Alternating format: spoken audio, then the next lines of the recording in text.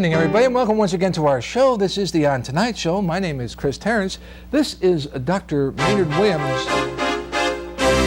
who incidentally is playing at a club that is actually our sponsor tonight, Landmark, the Landmark restaurant over in the Tower District, which brings you the music of Dr. Maynard Williams. You're over there 8 days a week, right? 4 days a week. 1 day a week.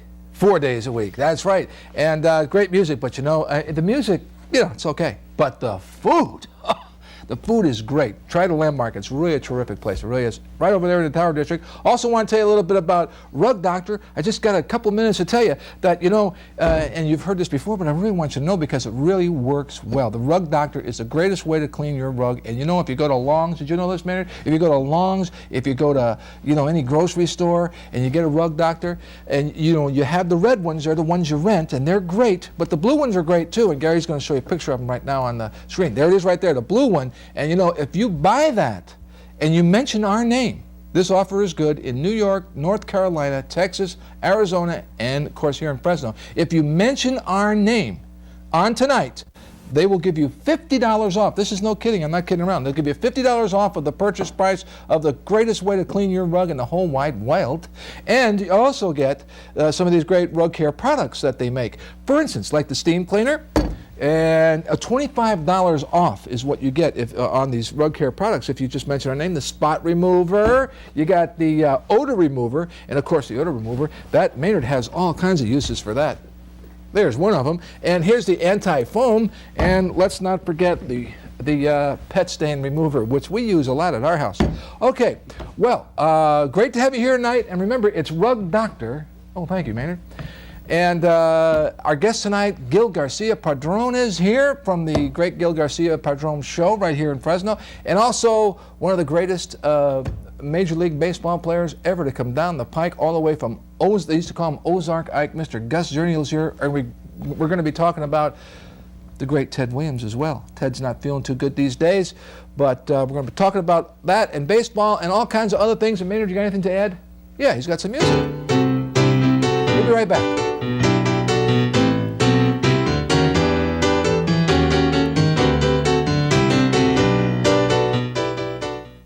Hi, Bob Goodman here to show you how renting the Rug Doctor can give you professional carpet cleaning results for a fraction of the cost. It's easy. Rug Doctor's professional hot water extraction system delivers deep down cleaning power that home machines just can't match. Rug Doctor's compact, lightweight design makes it easy for anyone to rent and use. Rent the Rug Doctor and get professional results in an easy-to-use, easy-to-rent machine that will save you time and money. Available in the front of most supermarkets. Call 1-800-RUG-DOCTOR for the location nearest you. Men's formal wear provided by AJ's Tuxedo Junction for the latest and the greatest with styles by After Six, Oscar de la Renta, and others. AJ's carries a complete line of accessories in all colors and sizes. For a great tuxedo, you've got to go to the Junction. AJ's Tuxedo Junction, 3039 North Blackstone, Fresno.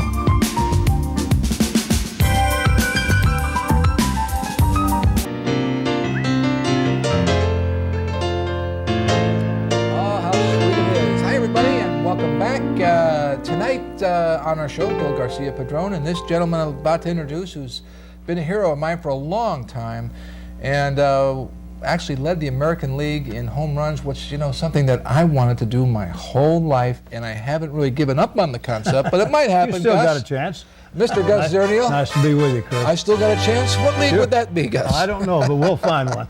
Maybe I'll get down to one of those fantasy camps. You know, I've always wanted to do that. Go to those. Bring the camera down, you know. And we've got some of our investors do that. Is that right? Oh, yeah. Yeah, it's a great idea. Yeah. I had a friend who did that, went into a Yankee thing, which would be great for me. You don't have to hit it. You just make believe and jog around the base. Well, you know, Mickey, you dressed in the uniform, and Mickey used to be there when he was alive, God bless him, and Hank Bauer, I heard, was down there, and Bill Scarron. All those guys. You played against all those guys. All those guys. Were they, in those days, were they arrogant? Were they, no, because they were always... Ball players weren't like they are today, you know that. Well, yeah, I know, but I mean, were they arrogant that they were always winning? I'm just talking about just the Yankees. Oh, the Yankees? No, they just went out and beat you. You know, we talked about that before. I mean... well, they had a lot of firepower to do that with. They certainly did, and I tell people, 12 years I was up there, The Yankees won it 10 out of the 12 years. Wow. So as a young kid, I only knew two things: the Yankees and Roosevelt. Yeah, both were going to win. That's right. But, you know, when you think about, you know, not for nothing, but a lineup like the Yankees had in the 50s, and my goodness gracious, I mean, you had Bob Cerv coming off the bench, for crying out loud, and he could start for anybody today. Well, you know, the Yankees had it first. They had DiMaggio, they had Selkirk, and then I forget the big heavyset guy's name. Johnny Mize? But then they come along and they get an outfield like Mantle and Bauer and Gene Woodling? Joe D. And Woodling. Gene Woodling. So Herb they Bauer. always had great players. Oh, yeah. You mentioned the name DiMaggio. That jumps out. We've talked about that before. Truly Gus, a legend. Hey, let me just tell you. Gus Zernial, Joe DiMaggio, Marilyn Monroe. Huh? Hey, he's got a book out, too, and he called me a dirty name. What? But I can't tell you what it is. But you're the guy who introduced him. That's what he called me, a dirty Oh, that's name. why, huh? The book will be out there, people to see that. Wow, that's amazing. Really? Well, I'll have to go. I'll have to check that out. He You're won not the talking about this new book, are you? Yeah. You haven't seen it yet, have you? No, Hal Britton's got it, and a friend of mine, he showed me the chapter where Marilyn and he and I got together, Well, which is not a real story. I just got to say that book. If he called you a name, that just find it in that that book. just solidifies what I was told about that book. Was that book is a low down, behind the back attack on one of the greatest players that ever played the game. It was a little bit of an attack. It's kind of like what that guy, what was his name, Albert Goldman, wrote a book about John Lennon and another one about Elvis Presley, and said all these terrible things that he had no way of knowing were It true. always happens after the guy's gone. Oh, yeah, and there's no way of telling whether or not that was true. Boy, has that happened to you before? Now, as a matter of fact, I haven't left yet, so that'll happen when I'm gone. No, what I mean is, like, we're going to talk about Ted Williams a little bit today, because Yes. Ted's in such hard shape. But, you know, Ted was a guy who had a hard time getting along with the press. He didn't, We didn't like the press. you know, because He didn't like somebody... people. Oh, is that what it was? But he was a great ball player. He liked the players. He was more a friend of the ball player than Joe was. He always talked to the players. He was a player's player. He was a player's player, but he just didn't like the press. Is that right? Probably because somebody wrote something about him that... Well, they always wrote things. You know, they tried to do that about players. And, you know, I played against Ted for 12 years, and I was talking to Tim Cullen today about reminiscing about Ted and how I saw him perform in the late 40s into the 50s. And then at the end of his career in 59, I saw him, and he was pathetic compared to what he was before. But he was still great, wasn't he? He was still, you know, no matter if he struck out, he was great. You know what they say about him? They say he had the most beautiful swing in the history of baseball. Well, he was the best hitter I ever saw, without a doubt. And I saw some great hitters, as you probably know. But he was just rhythm and timing and hitting the ball. Strong. He was the best. Oh, well, strong, yes. I'm not sure if it was Russ Nixon or Sammy White, but one of those two guys claimed... He was a guy who played with Williams, but he claimed that one time when he was on another team, Williams was up to the plate and he used to do this with the bat. He used to turn it back. He swore he saw sawdust coming out of... He and Mantle both did that. But why was it, I mean, another thing about Ted Williams that people don't realize, and a lot of you guys did that, I think you did that too, was the military came up, you left baseball and had to go into service. Well, or you happened, went into service first? What was it? Well, he spent 5 years in service. Right in the middle of his career, In the middle of his career. But my career, I went into service before my career got started in the big leagues. Yeah. So he was in the middle of his career, and mine was at the beginning. I had to wait 4 years to get started after playing 1 year. You know, I went up to, this summer I was back in Boston, and I went to Fenway Park and saw them beat the Rangers, Texas Rangers. But you know, you squint your eyes in something like that, you know, a place like Fenway Park or Wrigley Field, something like that, and you know, you can just see Babe Ruth standing there, or you can just, it's the same as it was in those days when you played there. If you know, like when I first went into Yankee Stadium, I mean, there's a legendary ballpark, Oh, and best. You see all those guys, and you see them in your mind as players.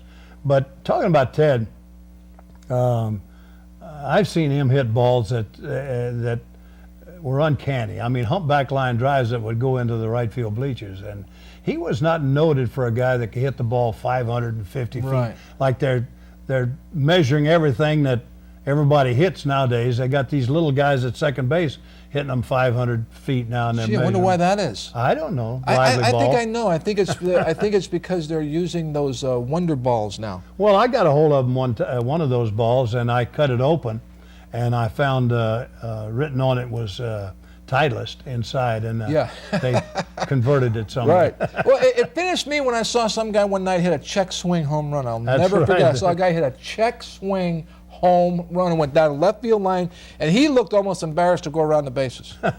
But you have seriously had a chance to compare, or you can't? There's top secret, I'm sure. They've been trying to do that, but they keep that quiet. But a lot of the players will tell you that the ball is a little more lively. I never saw as many home runs hit to the opposite field nowadays as we did when I played. I mean, if you tried to hit it to the opposite field, you couldn't drive the ball out of the ballpark. Now, there was a few guys that could do it. Duke Snyder could do that once in a while. Manny Minoso with the White Sox. But these were guys that could hit to the opposite field. But who cares? They're hitting home runs and people like it. That's all. Manny Minoso, man, you know, one time I saw him play when I was a kid. It was at Yankee Stadium, and he hit a line drive. Probably shouldn't talk about that, but he hit a line drive over the Yankee dugout and hit some guy right in the puss. The guy was carrying a tray with a couple of sodas and a couple of hot dogs. They had to carry him out of there. I never forgot that. That can happen. Boy, I'll tell you, you don't like to compare the players today as the players yesterday. I mean, is it the money that, you know, as really the culprit? I think the whole thing, when you're trying to compare players of today and yesterday, it's the attitude. You know, these guys are millionaires. You know, well, so are you. We played in the years BM, and a lot of people, you know, that's a term that you hear about BM. Mothers and stuff like that. But mine is before money. We played, you know, we played for hot dogs and peanuts. But the comparison of and that's changed the ball player. I mean, when you're going to make $2 million a year, and that's just average salary. Yeah. I mean, you know, you're kind of. But maybe you know, you're high tone these people are smart business people, I'm sure, and all that. But you know, when you get down to it, they're not smart people. They got a good union. But I'm not talking about the players. I'm talking about the owners paying some guy $252 million. How do they do it? I'm in the same game just 40 years ago. How do they do it? I don't understand. $252 million. That's ridiculous, and people think you're kidding, but that's what Rodriguez just signed for. You know, Uncle Sam likes the guys like that. Yeah, well, Uncle Sam's going to get a lot of that, that's for sure. He'll get most of it. But still, I don't know if it's unfair to Rodriguez or what, or whether it was him or his agent. But did you read the contract? All these things he wanted. He wanted his picture on the billboards around New York more than anyone else, or else he didn't sign with the Mets. That kind of thing. Does that stuff really happen? I can't identify with that. Man, what is up with that? That is so far away from the game, isn't it? Well, it's from the game I played. It's far away. Yeah. And you played with guys, pesky guys. Matter of fact, Johnny Pesky might be one of them. But you played with guys like, real feisty, Enos Slaughter, Billy Martin. Guys like, head first slides. I mean, not that they don't do that today, but plus you traveled on trains. That, to me, that's traveled the on hardest. trains when I was in the big leagues until 1955, and then we started chartering planes at that time. Wow. And that was the beginning of it for the part of the game that I played in. Wow. Well, how does it feel? I mean, how does it feel to be back in baseball now? You're working here with the Grizzlies. Well, and you're still around the game. Do you ever? Well, I think it's been good for me. I think it's kept me alive more than what I probably would have been sitting in a rocking chair somewhere. But I've spent 9 years now, as you know. We did the shows before. Sure. With first the Diamond Group and then the Grizzlies, and of course we finally got the okay to build the stadium. Exciting. And there's a big hole in the ground down there right now, and it's not for Aldridge Lake. It's for our baseball diamond. Well, we can build his lake somewhere else. I think Mayor Autry is probably for that stadium. Oh, as he's much very as much for it. Yeah. We were very happy to see that happen from a political standpoint. But you got to keep in mind that Mayor Patterson did agree to build the stadium, and I think when he made the agreement, I think he forgot what he was doing, and Carberry was there at the very time to say thank you very much, and so he wanted to build the stadium. But the people will never know what kind of a stadium he wanted to build. It would have been good for Class A ball. The one he wanted to really build. Okay. But we finally got the one that HOK okayed. And, How many seats this is going to be? 12.5. 12.5. It'll be, but we can move it to 15,000. Oh, okay. So we still got our ideas about, other than baseball, we want concerts. You'll be interested in it, and international soccer. Maybe we can get your guy there to play for us. First show right there. Get the doctor. So we'll have a lot of things going on down at the stadium. I think there's 125 dates we have right now booked for the great. stadium, other than the 72 baseball games. Well, I don't know if you remember, but I did do a show that I went back to Buffalo and I did that. I still program. have that show that you did. I have it on tape. And it just shows what they did in Buffalo and how that has just done terrific things for that city. That's why I'm so excited about the stadium. Well, we know built there. we've done our homework here in the area, and minor league baseball thinks that this is going to be one of the best AAA franchises in baseball, and I have to agree with that. I meet the people all the time, and they certainly want to come to that ballpark, and I hope Ted comes out of this and can last long enough that we can fly him in here to have somebody like that. That would be great. I've noticed that you guys have done that a lot. Bob Feller walked in the gate one night, didn't even know he was going to be there, and I'm walking all of a sudden, Bob Feller is sitting there. And we had signing Killebrew autographs. here. We had a couple of Hall of Famers like that, and of course, I don't know when this show comes on, but on Wednesday night we'll have the Giant Caravan here. Where will you be at 7 o'clock on Wednesday night with the Giant Caravan? We'll be at the Doubletree Hotel. That's where it'll be. That's this Wednesday night. Yeah. Sorry, folks. That was like 4 days ago. I was going to say, because I thought, that's right, we're airing this show on Wednesday. I was going to say, quick, right now, go over to the, but it's too late. They're gone. Those things do happen when you're taping. Kind of pop up. Any word on what players you have this year? Well, last year we ended up, we started the season last year with probably a real good Double-A team. And they got so far behind in the first half, they were mathematically eliminated by June. But all those kids came along. We had a guy by the name of Felice at third base. We had Damon Minor at first base. Those two kids. They're up there already, aren't they? Well, they're on the roster. But we think we'll get those guys back. And if we do, we're going to have a good ball club. The Giants have promised a good ball club. I was up there. I saw Minor hit a home run. I know. He creamed it. It didn't quite make the drink, but he did. He hit the good. foul pole. Yeah. Gus Zernial, it is always great to see you, Gus. We're going to do a show in a couple weeks. You come back. Tim and I'll come down and do a show. And we're going to do a Grizzlies show. It's going to be a great year with the Grizzlies. Thank you, Gus Zernial. Get better, Ted Williams, and we'll be right back.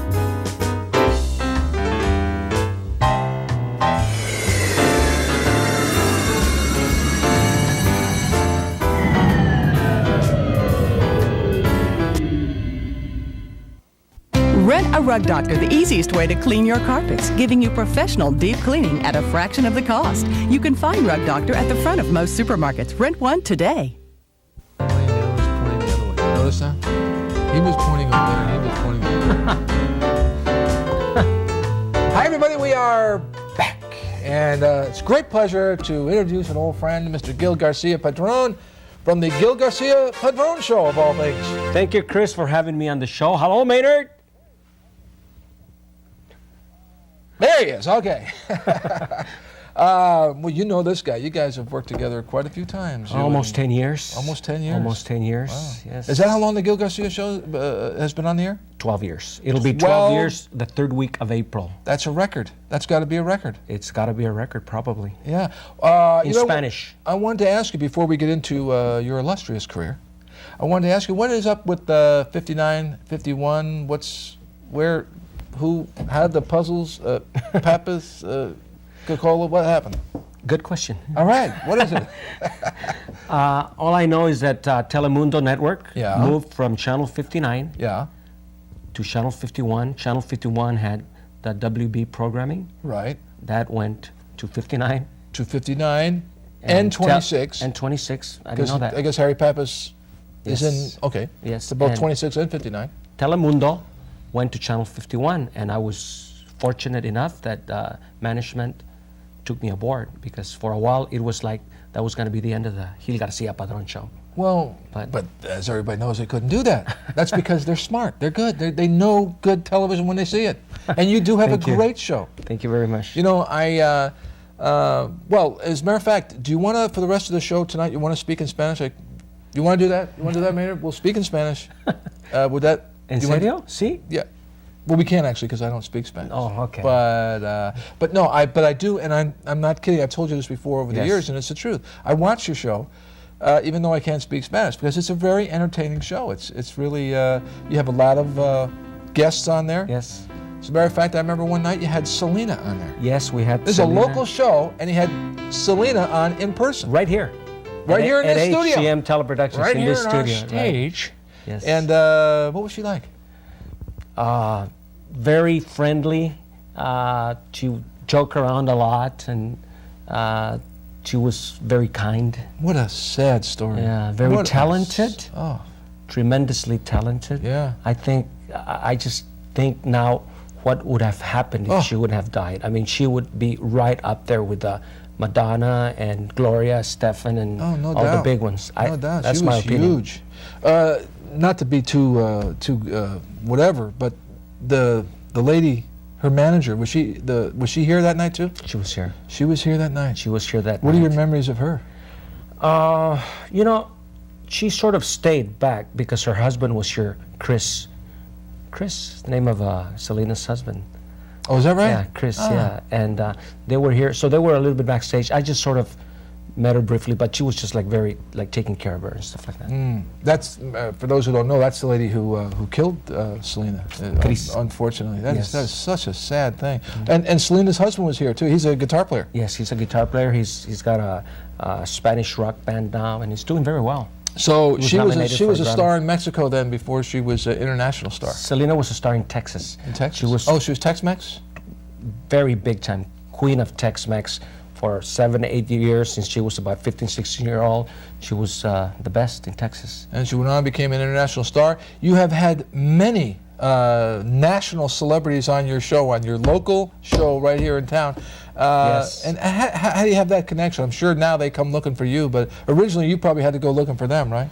I'm a radio man more than television. Uh-huh. I started my career when I was 17 years old. I started in radio, and then television happened 12 years ago. Mr. Gary Cocola gave me the opportunity when Telemundo came aboard, and I did a lot of work there at Channel 59. When it got started, it was only 3 hours on the air in Spanish, and then it grew. But through radio, I got to meet a lot of the radio promoters as program director for radio stations here in Fresno. I came to Fresno in '78, and so that just sort of made it easier because they would always bring the singers, the stars from Mexico, to do radio interviews. So I met a lot of them. When I started doing television in '89, it was just like better, you know. Yeah. Oh, I was radio and TV. I still am radio and TV. I still work for radio. I'm a news director for Radio Única, which used to be KFRE radio before. Oh, okay. I got you. 50,000 Yeah, that's watt powerful. station. Yeah. Very Okay. powerful, all Yeah. over the state. Sure. And that's where I'm at now. But I had the opportunity to also promote events. A lot of events, in the valley, yes, nice. Fresno Fair, Right. the Mexican rodeos, and top stars, Vicente Fernandez, Los Tigres del Norte, Selena. we Alice brought her. Contreras. Oh, yeah, Alex. Well, you know, and through the years, you and I shared this studio for a while. We were both doing a show at the time right here. Well, I guess we are again. We are but I again. always enjoyed being here when you bring some of these groups in. Were just awesome, man. They and they would lip sync their songs Exactly, a lot. exactly. And here they are, you know, big stars on tours around the world. A lot of them. I'm not going to say that they started here first with me, but when they were getting started, they were on my show, and now they are like really big. Some of them, you know, Graciela Beltran comes to my mind. Very good singer that came here when she was about 12, 13 years old, about 9, 10 years ago here in this studio, and now she's made it big. Wow. Almost. You know, one thing I missed too in the studio here, in the other half of the studio where the Gil set is for the show, you used to have all these posters of all these people. They were awesome. Yeah. And there in the middle of the whole thing was Selena. Exactly. Yeah. So a lot of times they'll come up here, and are you still doing those shows? Are you still promoting those shows? I know you used to do the fairgrounds, and you used to do all over the valley. You still do that? Yes, we still do Mendota, Parlier, Sanger here in Fresno. I do a lot of co-promotions with Mr. Leo Valdivia who's the owner of the Rainbow Ballroom. Okay. And the Mexico That's come Theater. back. Yeah. That's not coming back. It's come back. It hasn't has. It? It Yeah, has. a lot of good shows over there. They're doing a lot of good shows now with American music, with rock groups and Sure, stuff, yeah. and they're selling out all the time, and that wasn't happening before. For many, well, I guess years ago, but for the last 20 years, it was just Hispanic events, Latin dances and what have you. I'm just now thinking. I'm just sitting here thinking. Wonder who will be the main events of the first Gil Garcia Padron show at the new stadium. We're already thinking about that. Are you really? Oh, absolutely. Absolutely. We will definitely. Well, that's exciting, isn't it? Because we are as definitely Gus mentioned before, there's going to be a lot of concerts and not to mention soccer and all kinds of events at the new stadium. The radio station that I'm involved with, Radio Única, we are the ones that are going to be presenting the international soccer matches. Oh, cool. We are doing it now at Bulldog Stadium, but of course that will probably change. Wow, cool. Yeah. You know what? Can we take a short break? And I want you to stick around and answer a couple of questions about how you grew up to beat Gil Garcia Padron. My pleasure. My buddy. Gracias. Okay, we'll be right back right after this. Well, I'm standing right at the spot where Maynard jumped in, but so far, no sign of him. Probably get a little worried, frankly. Maynard?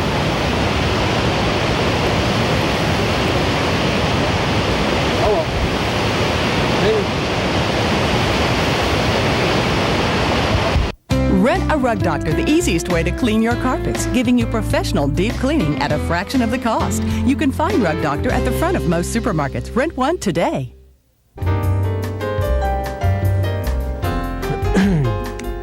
Hi, everybody. We are back, and we're visiting with Gil Garcia Padron of the Gil Garcia Padron Show, which is, what, Sundays now on... Saturdays. Saturdays?